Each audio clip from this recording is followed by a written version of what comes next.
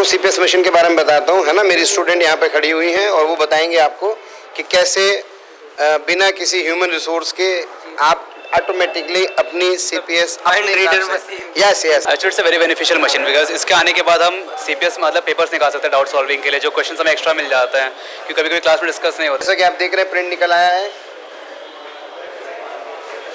ये इसके बच्चे के पेपर। बैचेज आपका कब से स्टार्ट होने वाला है? हमारे बैच तो गाइस अभी हमारे साथ हैं मोशन के joint director head NEET division Avi sir. तो सर सबसे पहले स्वागत आपका मेरे इस यूट्यूब चैनल पे। बहुत बहुत धन्यवाद सर। सर आज मैं आपका एक मतलब मोशन का एक इंट्रोडक्टिव वीडियो बना रहा था, तो मेरा आपसे सबसे पहला क्वेश्चन यही रहेगा, जो बच्चे अभी 23 और 24 के लिए जो कोटा आ रहे हैं उनके लिए आपका क्या मैसेज रहेगा on behalf of Motion? Aleem ji बहुत बहुत स्वागत आपका। और मैं इस सवाल के जवाब में कहना चाहता हूँ प्यारे बच्चों, मोशन नीट डिवीज़न में आपका बहुत बहुत स्वागत है। 2023-24 की तैयारियाँ पूरे जोरों शोरों पर हैं और हम लोग नए नए बैच लॉन्च कर रहे हैं। इस बार जो बैचेस हमारे आ रहे हैं मैं आपको बता दूं कि मार्च लास्ट में और अप्रैल के फर्स्ट वीक में जो बैच आ रहा है, जिसे हम अर्ली एंथ्यूज बैच कह रहे हैं, इसमें हम लोग 12th वाले बच्चों को पढ़ाएंगे और 12th वाले बच्चों को 11th का भी सारा साथ में चलने वाला है। तो बेसिकली 11th के साथ 12th और बेसिक से तो पूरा का पूरा फंडामेंटल का ध्यान रखा गया है। तो अगर आपको लग रहा है कि 11th आपके अप टू मार्क नहीं है तो कोई टेंशन वाली बात नहीं है, आराम से 11th के साथ 12th की तैयारी करेंगे। और जो बैचेस टारगेट वाले आ रहे हैं, टारगेट के बच्चे अर्ली स्टार्ट पे आ रहे हैं। एक बैच अर्ली स्टार्ट का हम लोगों ने टारगेट का भी लॉन्च किया है, तो टारगेट वाले बैचेस का भी हम लोग कोशिश ये कर रहे हैं कि उनको भी बेसिक से उठा करके अच्छे लेवल तक ही पढ़ाएं और सारी चीज़ों को कनेक्ट करते हुए चलें। सर बच्चों का पर्सनल केयर कैसा रहेगा, मतलब क्या क्या गाइडेंस होने वाला है बच्चों को? सर देखिए, सबसे इम्पॉर्टेंट चीज़ होती है फैकल्टी का कमिटमेंट।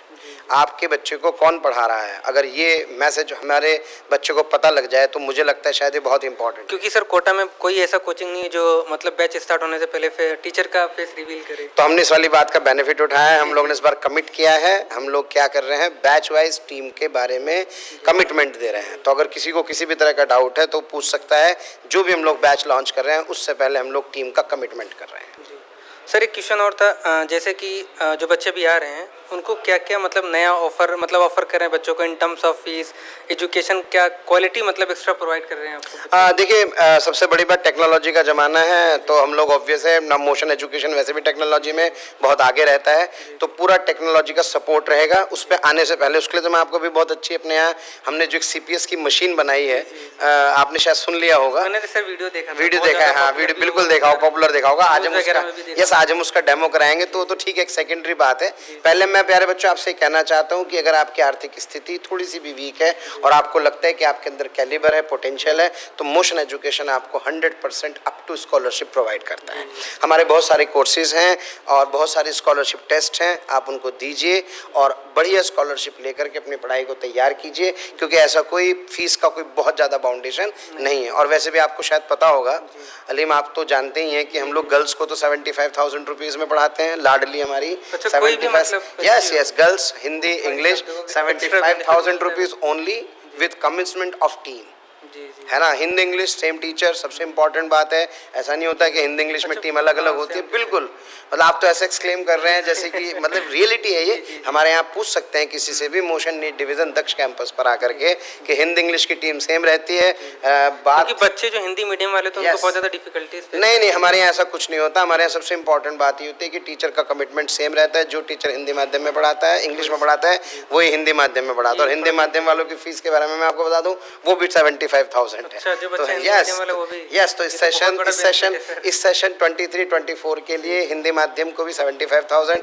और जो गर्ल्स कैंडिडेट्स हमारे जितने बच्चे हैं जो डॉक्टर बनना चाहती हैं, अपने माता पिता का नाम रोशन करना चाहते हैं, देश के लिए कुछ करना चाहती हैं, उन सब के लिए। इंडिया में क्या होता है, गर्ल्स को उतना प्रायोरिटी नहीं मिलती जितना कि बॉयज को मिलती है। नहीं, हमारा तो बिल्कुल पूरा कोशिश है। नितिन विजय सर का, हमारी टीम का एक ही मोटो है, हम लोग यही चाहते हैं कि एजुकेशन सब तक पहुँचे और मोशन है तो भरोसा है। जी सर, एक चीज़ CPS मशीन का डिस्कस करें। हाँ, CPS मशीन पे चर्चा करते हैं।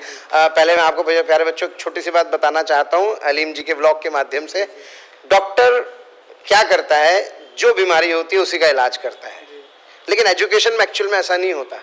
एजुकेशन में क्या होता है, एजुकेशन में टीचर सब बच्चों को एक जैसा पढ़ाता है, सबकी दवाई एक जैसी होती है, सबका मटेरियल एक जैसा होता है।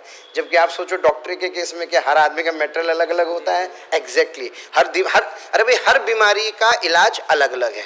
तो फिर एजुकेशन में ऐसा क्यों नहीं? जिस बच्चे को प्रॉब्लम एजुकेशन में आ रही है वहाँ पे हम उसको ऐसा ट्रीटमेंट क्यों नहीं दे रहे? वहाँ एक जैसा डीपीपी देते हैं, एक जैसा मॉड्यूल देते हैं, सारी चीज़ें बिल्कुल एक जैसी होती हैं। तो हमने इस बात का ध्यान रखते हुए एक मशीन बिल्ड की है। सर ये आइडिया कहाँ से आया था? अब हमारे पास एक पूरी की पूरी टीम है, बाकी तो नितिन विजय सर का आइडिया, उनको एग्जीक्यूशन में लगे रहते हैं, वो नित नए इनोवेशन करते रहते हैं। कोटा में पहली बार नहीं, इंडिया में पहली बार, बल्कि वर्ल्ड में भी ना कहें तो मतलब अतिशोक्ति नहीं होगी, ये वास्तविकता है। स्टूडेंट का इलाज, यस स्टूडेंट का, बिल्कुल स्टूडेंट का इलाज है। और मैं आपको इसकी वर्किंग भी बताता हूँ कैसे वर्क करती है। अली इसका जो बेसिक आइडिया है वो ये है कि हमारे यहाँ स्टूडेंट क्या करते हैं, पीरियोडिक टेस्ट देते हैं। जब स्टूडेंट पीरियोडिक टेस्ट देते हैं तो पीरियोडिक टेस्ट दे करके हमें पता लग जाता है हमारे डेटाबेस में कि हमारे बच्चे के अंदर इस टॉपिक को लेकर के वीकनेस है। वो बार बार एक पर्टिकुलर टॉपिक का सवाल क्या करता है, गलत करता है, तो वो डेटाबेस में चला जाता है। तो जब ये बच्चा क्या करता है, मतलब वो टेस्ट देता रहता है, तो उसका जो डेटाबेस होता है उस डेटाबेस में उसकी जो वीकनेस है वो मार्क होती रहती है।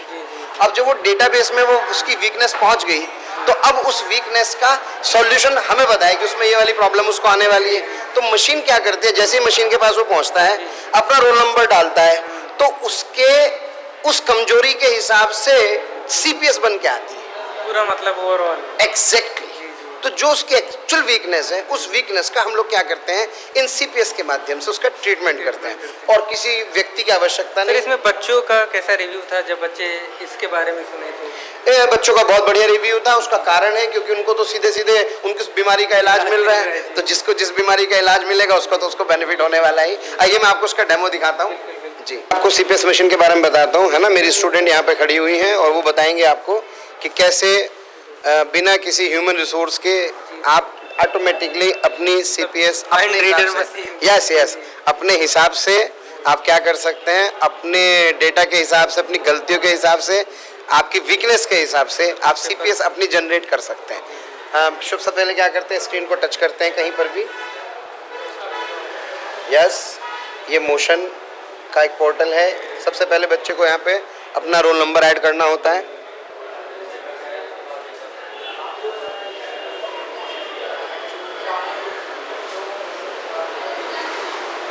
रोल नंबर ऐड करने के बाद इसका एक ओटीपी आता है बच्चे के मोबाइल पे, जो रजिस्टर्ड मोबाइल होता है जी।